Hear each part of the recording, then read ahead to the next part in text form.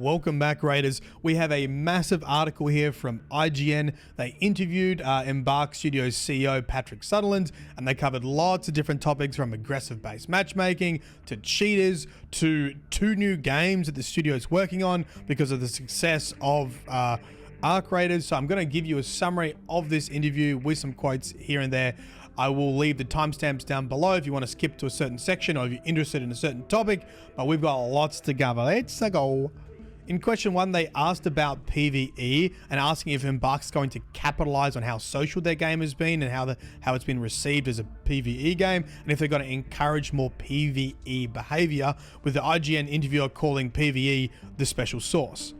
Now, the CEO's answer to this is actually really interesting, and they're very clear in saying not just capitalizing on the aspects of PvE, but it's capitalizing on the unique sauce that we managed to cook that makes this game special. I think PvE and PvP are both ingredients to that sauce, in that sauce. I think we look at it from a holistic perspective and try to understand what more we can do to foster and to nurture both those sides. So it doesn't matter if you're a PvE lover or a PvP lover or you're right bang in the middle, they're going to do both things, okay? So I would not expect a PvE only mode. But with all that said, they did give an example of the PvE side of things, and they responded with how social players are and thinking about Speranza and if they can be made into a social hub. They have previously spoken about this social hub and how it wasn't a huge priority, and the CEO was just like brainstorming here, but it seems like something that they are thinking about, and the CEO is at least interested in, saying, could you meet up with people there? Could that be a social hub to some extent? What more can we do with that? It also deepens what I think is something that players maybe want more of, which is the lore of ARC Raiders. For question 2, they asked about if there are going to be more instruments introduced into the game. Now, this response was also pretty surprising, with the CEO basically loving instruments, given the example that they kept asking, like, where are the instruments when the game was being launched? And then kind of laughs and says, well, I'm the boss, I have all the power, so yes, there'll be more instruments because I like that. Then it kind of gets a little bit more serious, and they acknowledge that these items like musical instruments and fireworks at first kind of seem a bit pointless, like what's the point of having this stuff? But then just says they're fun, they bring joy to people. And then it delves into this conversation about ARC Raiders being a social experiment, and then these things are kind of needed to like mold people together. So yeah, I would expect more instruments and more things that aren't PvP and just bring fun and joy, like snowballs and fireworks and stuff like that. Question 3, is Embark aware of how players are intentionally taking advantage of aggressive based matchmaking, and his thoughts on that? They said that this was not the intent of the system, but surprise, surprise, gamers be gaming, and they just wanted players to get the experience that they wanted from ARC Raiders, and that was why they introduced aggression-based matchmaking. With that said, they are always constantly pushing their systems, and they want to still look at giving players the best experience, but this time they're not going to reveal any details in that matchmaking. Here's a quote. I'm PvE to a large extent, but I'm also PvP sometimes because I think it's fun. You have other players that just want to PvP, and for them it's completely fair. I think the game should cater to all types of players, but we don't want to have happen is for you to feel like you're in a situation that you don't want or that you didn't wish for. That's kind of an important aspect of this. Cool. Let's try to give players the experience that they're looking for. Question 4, they were talking about, are they continuously changing and tweaking this matchmaking system? And this one I think is a really interesting response, saying, all systems when it relates to matchmaking will undergo changes continuously. That's part of running a live service. We have to. It's not just the element of our matchmaking. Matchmaking is not as simple as, are you someone that shoots a lot of people or not? It's far more sophisticated than that. The PvP and the PvE aspects of it is a small portion of it. There are other aspects, and then we need to take into consideration. How do you play the game? How good are you? You obviously shoot a lot of ARC enemies, will determine your ability to shoot in general and your ability to shoot against AI and shoot against other players. This is super interesting information as it shows all the stats they're thinking about and collecting. Well, it doesn't show all the stats, it shows some of the stats they're thinking about and collecting when doing matchmaking. I think it'd also be the reason to why some people have very varied experiences with trying to find friendly lobbies. I always found that it took only like 3 or 4 matches to get back to friendly lobbies, but I was also like shooting a bunch of ARC in all those matches and just typically playing like a PvE player, trying to be friendly, trying to prox chat, trying to talk to people, trying to heal people, shooting, you know, ARC, all that kind of stuff. But I also see a lot of people online saying, oh, it takes like 10 matches. But they're also the same people saying, oh, just go in and immediately give up, and in 10 matches, you'll be back to friendly lobbies. So I do think they collect a lot more stats than we know about, and that it's like, you know, you've got to do a number of good deeds to get back into friendly lobbies. And personally, I just think the easiest way to manage this, if you're trying to get to friendly lobbies, is just to be a typical PvE player, avoid combat with other players, and do PvE stuff like take out ARC, do damage to ARC, heal other players, extract with other players, gobble up a bunch of loot. The other interesting thing from this is the CEO was talking about how they've been working with matchmaking like their entire video game career, including Battlefield, and reiterating it's not just PvE and PvP that's determining what gets you into matches. I 100% feel this. I always think, I have this experience nearly every night. I go into Stella Montis. I like to just do some PvP in Stella Montis. In our first match, we usually like get 10 kills, and then our very next match is like uber sweat lords. Like the first match is everyone running free kits. The second match, after we've had a really good match, is like fully juiced volcanoes, venators. Everyone's running like at least medium to heavy shields, etc. So there's other stuff involved, particularly with how you perform. I think this is probably the skill-based part of it. Question 5. Crack down on cheaters. They're asking, how's it going getting rid of the cheaters? What are your thoughts? How many you caught, etc. The CEO didn't give any exact numbers, but they did say they've banned tens of thousands of people, or they at least have banned tens of thousands of people so far. And also talks about just the general challenges with banning cheats, like having to be one step ahead. And as soon as they solve something, cheaters try something new. It's just like whack-a-mole, basically.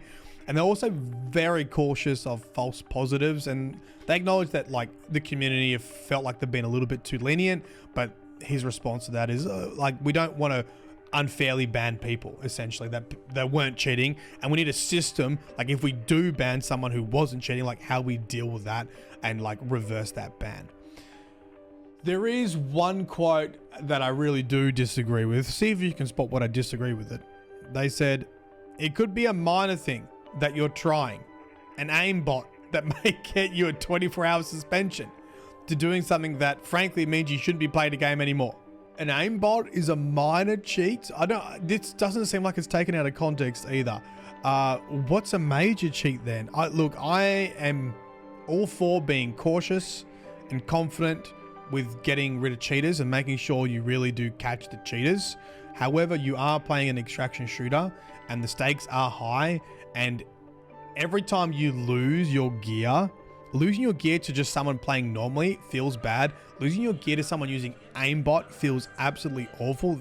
Any time you install a program on your computer to give you cheats, that's got to be considered a major cheat, and it's more than a 24-hour timeout. That's just an instant ban. I think minor cheats are like using an exploit in the game to shoot faster. All right, using a macro. Okay, I think macroing is still cheating, but I would probably consider that a minor cheat, and that could be a slap on the wrist rather than installing a third-party program. Here's the thing. I think the CEO is actually really good. This is the only part of the interview I kind of disagree with, and he says lots of other great things throughout the interview. Question 6, thoughts on the community's response to the roadmap not being enough.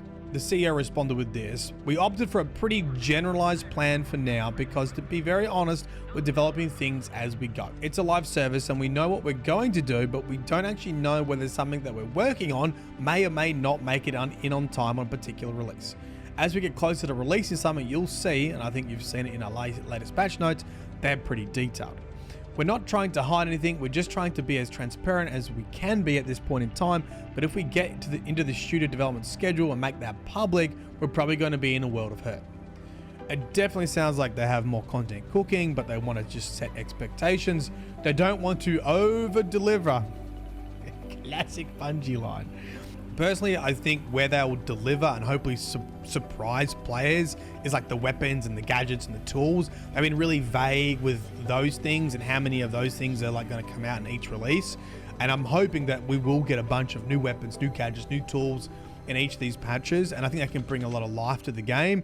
But obviously, like if you're making something crazy, I mean, look at like Snap Hook or something. If you're making something like that, like you just don't know how it's going to function in the game yet and how it's going to impact the game. So I hope there's some cool, those little things that are coming along that are going to be put alongside the big maps and the big arcs and all that stuff coming in. And they're just like testing it and making sure it's going to work. Even though I disagree with the CEO's sort of general leniency on cheating, they seem to be a pretty good person to be running a company. This is what they kind of responded with how quickly to get content out the door.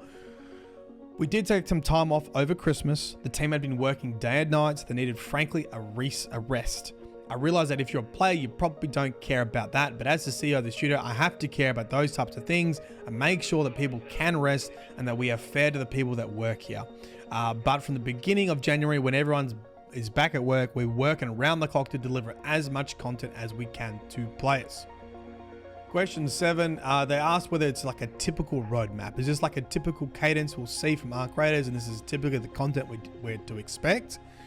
Now, the CEO said yes, essentially, but mainly spoke about the map update, and there is a map update coming in February, and they said this: some maps require an additional area, some maps require a redesign of an area because we don't like the flow of the map. We can monitor everything from our data. For instance, we can see and utilize a heat map where action happens and where players mostly spend their time. If there's an area on the map that's not frequently visited, that feels like it's underutilized. How can we change that so people get a better gameplay experience as they play the game? We for sure want to bring up new content, but we also want to evolve, update existing content, make it more fun and better for players. And that's the intent of the map changes. I think this is great. It's going to be great getting new maps, but I think it's great to update and revitalize the old maps, make them feel fresh in how they flow and play, and it can bring a lot of life back to the game. Question 8. There's a report that says that ARC Raiders had a $75 million budget. IGN's just trying to confirm that. Like, is that your budget? The CEO is like, no, we're not going to confirm what our actual budget is, but they did say it ain't far off, and it definitely didn't cost hundreds and hundreds of millions. So I don't know. I guess it's under 100 million, I would say, or maybe it could be over 100 million. He said it's not hundreds and hundreds of millions. Right. Question 9. How has the success changed the studio? The CEO responded with this: we can live for a long time on the money that ARC Raiders has been generating, and that does give financial security and employment stability for the people that work there. We're growing our studio, we're hiring people, we want to build more of ARC Raiders, we want to build more of the finals, which is very nice. The finals is benefiting from ARC Raiders' success. Destiny fans, fingers crossed, Marathon takes off, they do the same as Embark. We also have 2 new games in development that we hope to finish someday. So for us, it's a sigh of relief. Obviously, for any developer, we're incredibly happy for that, of course, and thankful for everyone that's been supporting us by buying the game. It feels great. Obviously, hopefully we can have competitive salaries, good bonuses for people that have done all this hard work and deserve to be taken care of adequately. Great news. He is not buying multiple luxury sports cars for himself, and making sure that the employees also benefit and that Finals doesn't suffer from it either. Finals is getting more content, and they got 2 other new games in development. Good news, good to hear. Listen, Bungie confirmed that one of their issues is they had too many games in the pipeline and they didn't give enough attention to Destiny, and that was one of the they spread themselves too thin. I just hope that Embark just manages their expectations for putting out new IP or new games. They do that correctly, and that the finals and ARC Raiders gets all the attention that they deserve. Question 10, they asked about cosmetics. Is there a guide or philosophy for designing the cosmetics? Because, you know, there is a little bit of like, listen, I like the general theme of ARC Raiders, right? A lot of the cosmetics, though, I don't super vibe with. They said that the philosophy and design is up to the art director, but everything needs to fit the fiction of the game. Unlike the finals, like the finals is a little bit different and it's very flexible with its cosmetics, and you can have almost anything in the finals and it kind of works within the lore of the finals. ARC Raiders is much more grounded. However, with that said, they do want to expand it a little bit more. And although not like specifically saying it, it does sound they want to make it a little bit more exciting, and they want to push it to the fringe of what the lore allows within ARC Raiders, without it being a pink banana, which I think is good. And I'd like to see that a little bit more. Question 11, they talked about how some players don't like the rotating schedule for map conditions and their thoughts on that. The CEO said, this will not change, saying this is how they want the game to be experienced, and it creates tension, rotates people through the maps. It was a pretty short answer. I wish the interviewer pushed back a little bit here, because I don't think players are inherently against map conditions and the rotation. I think they're against when some conditions are only available in the middle of a workday or at midnight, right? It's just like the frequency of the map conditions, I think, can be an issue. And I think that's the inherent problem with map conditions, is as you get more and more map conditions, the casual player is just not going to see certain map conditions. And even the intent, like I play 8 hours a day and sometimes I don't see map conditions. I'm like, well, who are these map conditions for? If I can't see them during an 8-hour play session, what is going on? Now, I did have a follow-up question to map conditions, if they're going to be rotated out along this line of, if you're going to keep adding map conditions, what's going to happen to some of them? And essentially, yeah, they're going to remove some map conditions. They're going to rework them to make them a bit different or more exciting, and then they're going to put them back in at a later date. So do expect map conditions to rotate out and disappear before they come back. Question 12, they asked about this real-life hotel. Don't know if you heard, but there's a real-life hotel in Italy called Stella Montis, and ARC Raiders players were leaving real reviews for this hotel in Italy, saying things like, not good for solo players. The CEO didn't know about this, had a good chuckle about it. They said they'll call the hotel and apologize, and they'll find out if the in-game name Stella Montis had any correlation to this hotel. They need to ask one of the directors, I think, or the designers about that, because a lot of things are inspired by Italy in ARC Raiders, so there could be some truth there. And that is it, a mammoth interview. Really interesting stuff on like cheating, map rotations, new maps, 2 new games, aggressive based matchmaking. Very, very nice. Like and comment, guys, appreciate it. I'll see you next time. Bye bye.